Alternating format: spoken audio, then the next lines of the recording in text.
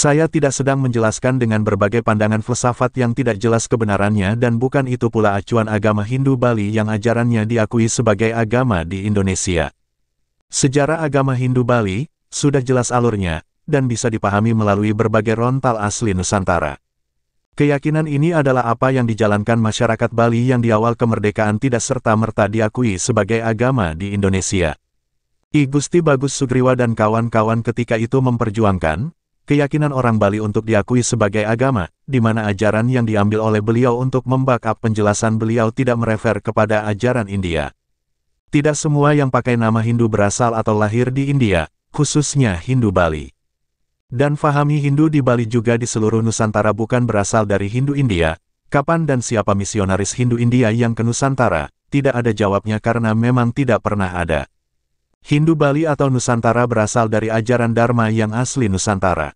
Yang ketika zaman kerajaan pra-Islam, Dharma yang asli ini disebut ajaran Siwa Buddha. Dan Siwa Buddha ini bukan sintesis agama Hindu dan agama Buddha. Memang ajarannya disebut Siwa Buddha, kesamaan nama ini bukan berarti ini ajaran yang memadukan dua pemahaman Hindu atau Buddha yang terlahir di India. Kesamaan nama ini membuktikan bahwa benar dua ajaran yang terlahir di India itu berasal dari Nusantara. Karena dalam praktek spiritual, penganut yang mengikuti ajaran Siwa Buddha harus menegakkan siwa di dalam dirinya dengan batin Buddha. Kata Buddha di sini berpengertian bukan Yang Mulia Siddhartha Gautama tokoh Buddhism yang terlahir di India sana. Di Bali, dalam agama Hindu Bali para sulinggi atau orang yang sudah menjalani diksa harus sudah mampu menjalankan catur lokapala atau siwa. Ini kemampuan spiritual dan catur paramita atau Buddha. Ini kekuatan spiritual. Untuk memahami ajaran Siwa Buddha harus menjalankan lelaku, sehingga mampu menelaah rontal-rontal penting yang bisa menguak ajaran ini dengan benar dan tidak mungkin dengan sastra India. Sekali lagi, kata Buddha di sini, berpengertian bukan Yang Mulia Siddhartha Gautama tokoh Buddhism yang terlahir di India sana. Karena siwa dalam sastra India berbeda dengan siwa Siddhanta yang ada di Bali. Begitu pula Buddha dalam agama Hindu Bali, bukanlah agama Buddha yang terlahir di India dengan pencetusnya Siddhartha Gautama. Ada tiga ajaran kepanditaan yang ada dalam ajaran Siwa Buddha yaitu 1. Sulinggi Siwa, yang memiliki kemampuan untuk melakukan hubungan dengan Tuhan. 2. Sulinggi Buddha, yang memiliki kemampuan mengharmonikan manusia. 3. Sulinggi Bujangga atau Waisnawa yang memiliki kemampuan mengharmonikan alam raya ini. Dalam beberapa hal ada kekeliruan pemahaman yang mengelompokkan Siwa, Buddha dan Bujangga atau Waisnawa sebagai suatu klan atau soroh. Perlu difahami juga, kata Siwa Ibi adalah asli Nusantara, bukan pengertian Siwa versi India. Versi asli Nusantara adalah, segala warna cahaya di pusat disebut, Madya, tempat, Hyang Siwa, Sang Hyang Siwa, adalah simbol, pelebur, segala cahaya, warna. Siwa, pelebur, cahaya telah disalah-artikan menjadi dewa perusak, di atas tadi, distorsi pengertian Siwa di luar Nusantara. Jadi dari sini saja, bisa dilihat sangat berbeda antara Hindu Bali dengan Hindu India. Karena sumber Hindu Bali adalah ajaran Dharma Nusantara yang ribuan tahun lalu sudah ada sebelum Hindu Buddha lahir di India. Siwa Buddha adalah Dharma atau ajaran kerohanian yang asli Nusantara, tidak hanya sebagai tuntunan hidup manusia untuk masuk ke dunia spiritual. Untuk mencapai moksartam jagaditayaka iti Dharma, kebahagiaan abadi semasa masih hidup, sehingga mampu kembali manunggal dengan sangkan paraning dumadi. Namun juga sebagai lelaku di jalan spiritual tersebut. Ketika Dharma Siwa Buddha ini dijalankan dalam Gama Tirta, maka skope atau ranahnya tidak hanya ranah agama, tapi juga ranah spiritual, yaitu igama dan ugama. Siwa Buddha ini bukan sintesis dari agama Siwa Hindu dengan agama Buddha, karena Siwa Buddha ini Dharma yang adanya sebelum adanya agama-agama tersebut, yaitu sebelum terlahirnya ajaran Buddha Jaina dan Hindu di India. Dan munculnya tiga ajaran di India tersebut adalah dikarenakan penafsiran bebas terhadap Veda yang dituliskan di India, yang dasar ajarannya adalah Dharma, yang dibawa kaum Saka leluhur kita ke sana. Kata Buddha ini artinya pencapaian pelepasan terhadap kemelekatan yang sangat sempurna, yang mana betul-betul mengembalikan Atman kembali ke sifat Paratma Atman atau Sang Hyang Widi. Orang Yamge mencapai kebudaan, ada di zaman dulu disebut Buddha dulu, kemudian Siddhartha mencapai kebudaan di zaman sekarang disebut Buddha masa kini bergelar Sakyamuni. Dan setelah ini ada Buddha yang akan datang. Ini semua dijelaskan dalam tutur Kamayanikan. Dalam tulisan Deepak Chopra yang berjudul Buddha, Di sana juga disebutkan saat Siddhartha mencapai kebudaan, beliau tidak merasakan kakinya dikerubuti semut merah. Dan mukjizat yang beliau tunjukkan adalah ketika membelah perang saudara di kerajaannya antara ayahandanya, Soyudana dengan sepupunya Dewadatta. Di mana beliau berjalan di tengah peperangan dihujani dengan senjata, dan beliau tidak terluka sama sekali, sampai beliau bisa menghentikan perang kedua belah pihak tersebut. Ketika beliau bertemu dengan ayahnya, beliau ditanya, "Pakaian apa yang kamu pakai anakku?" Siddhartha menjawab, "Ini pakaianku di zaman dulu, yang aku pakai saat ini." Apa artinya? Bahwa beliau bukan membuat ajaran baru, tapi ajaran yang lama yang pernah ada yang beliau bangkitkan lagi. Makanya beliau diyakini sebagai awatara yang ke-9 oleh penganut Dharma di Nusantara yang saat ini memakai nama agama Hindu. Ini sesuai dengan sloka Bhagavad Gita, di mana setiap dharma meredup dan adharma merajalela, aku turun ke bumi mengambil wujud manusia untuk menegakkan dharma lagi. Sang Hyang Widi yang turun ke bumi disebut awatara. Dan itu adalah manusia yang atmanya sudah mencapai pelepasan dari keterikatan sejak lahir, dan tidak terikat hukum karma. Ada 10 awatara saja, Siddhartha ini ke-9, dan menunggu turunnya satu lagi, yang disebut Kalki. Di India awatara lebih dari 10, banyak sekali. Bahkan Tuhan sendiri turun ke bumi yang berwujud manusia disembah sebagai Tuhan. Siwa di sini bukan Dewa Siwa dalam pemahaman India. Tapi Siwa di sini adalah Sang Hyang Widi yang memiliki kemahakuasaan Trimurti, yaitu Utpati, Stiti dan Prelina. Pemahaman seperti ini tidak bisa hanya dicerna memakai kemampuan otak belaka, tapi harus mempunyai kualitas batin yang bagus. Karena tingkatan Tripurusa yaitu Siwa yang Saguna dan Siwa yang Nirguna, Parama Siwa, harus ditemui bukan dihafalkan. Ada seorang sehebat yang menulis tentang sastra India, yang mereka katakan bahwa Saguna dan Nirguna adalah pilihan umat untuk menyembahnya. Ini tidak sesuai dengan Gama Tirta yang merupakan dasar dari Siwa Siddhanta. Di mana Siwa atau yang Saguna, Sada Siwa dan Parama Siwa atau yang Nirguna adalah pencapaian batin manusia, bukan pilihan untuk menyembah.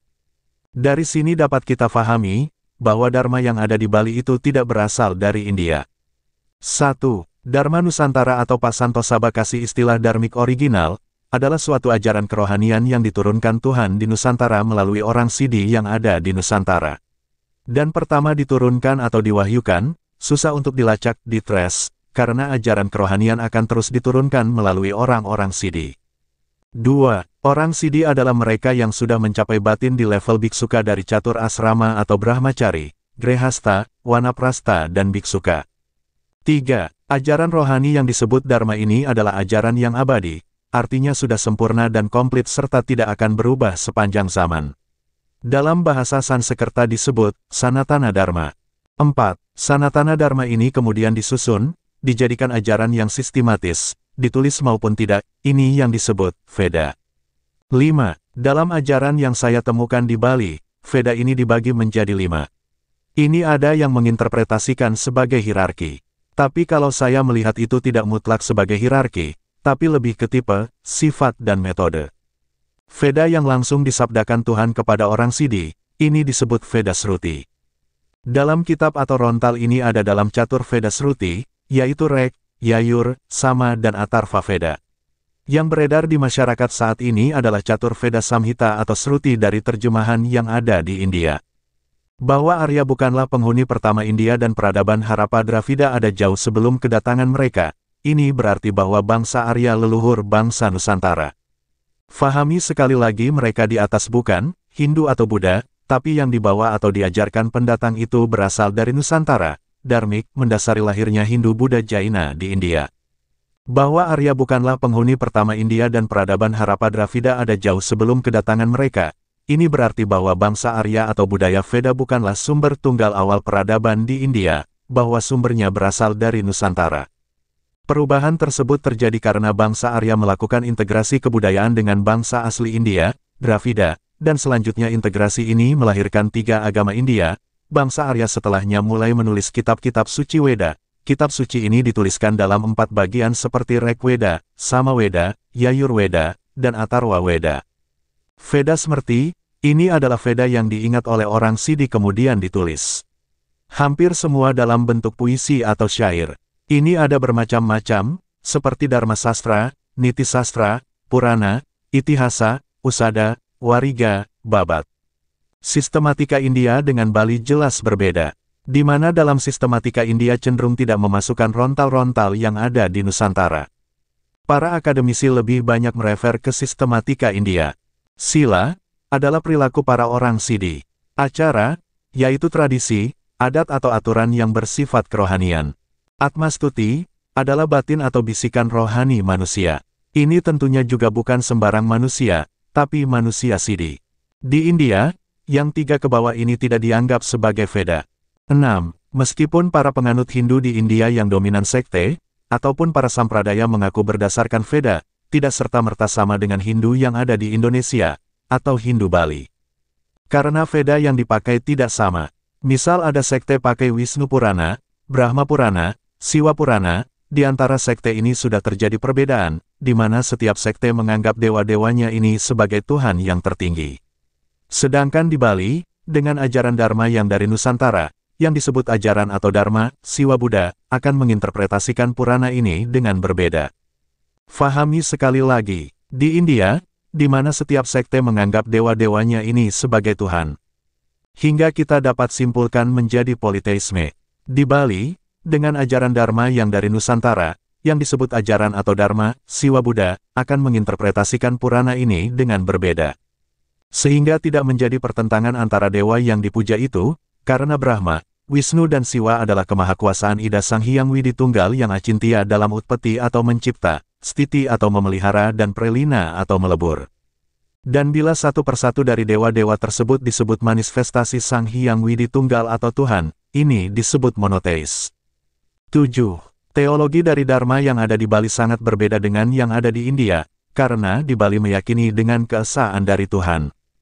Hanya saja di tingkat agama atau beragama itu diberi dengan berbagai nama oleh orang bijaksana. Dan ini cenderung untuk menunjukkan keesaan tersebut kepada orang yang levelnya masih di level beragama, belum masuk ke level spiritual. Contoh, Hyang Tunggal, Sangkan Paraning Dumadi, Siwa atau Siwa, Sadasiwa, Parama Siwa, Hyang Buddha ini bukan Siddhartha, tapi yang acintya itu, Sang Hyang Kersa.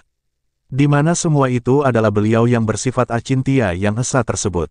Kalau di India menyatakan Tuhan adalah dewa yang dipuja dan itu yang tertinggi dan mutlak, bukan yang esa itu, tapi fisik dewa itu. Kita ambil contoh, Haka yang mengaku Hindu sekte Vaishnava Gaudiya di India, meyakini Sri Krishna adalah Tuhan yang tertinggi dan mutlak. Dan Wisnu adalah bawahan Sri Krishna, begitu pula Siwa adalah Bhakta Sri Krishna yang paling taat. Jadi itu perbedaan agama Hindu Bali dengan Hindu di India jelas berbeda, maka kita bisa fahami tidak mungkin ajaran agama Hindu Bali bersumber dari India.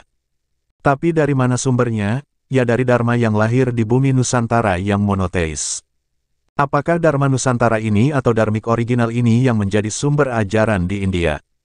Ikuti penelitian Pak Santosaba, yang jelas agama Hindu Bali adalah bersumber dari Dharma asli Nusantara ini atau Dharmik original.